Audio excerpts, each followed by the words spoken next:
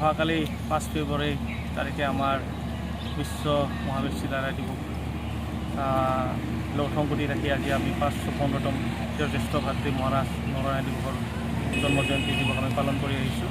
আৰু এইটো প্ৰতি বছৰে বিজলী মহকুমাৰ আগ্ৰাসুৱে আমাৰ মহান ৰজা নৰনাৰায়ণ দেৱক শ্ৰদ্ধা জ্ঞাপন কৰি আহিছোঁ।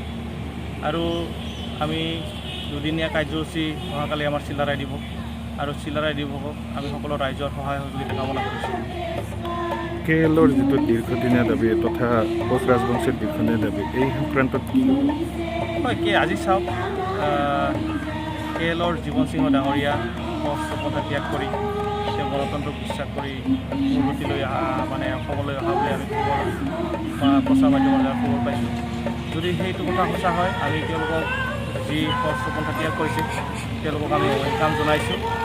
আৰু লগতে ভাৰত চৰকাৰক দাবী উত্থাপন কৰিছোঁ যাতে জীৱন সিংহক লৈ এটা শান্তিপূৰ্ণ আলোচনা হ'ব লাগে আৰু কমতাপুৰৰ এই বিষয়বস্তুটো সমাধান হ'ব লাগে। কাৰণ কিয় বিভিন্ন দিন ধৰি কোচ ৰাজবংশীসকলে আমাৰ যি প্ৰাপ্য অধিকাৰ কমতাপুৰৰ জনজাতিকৰণৰ দাবী উত্থাপন কৰি আহিছোঁ।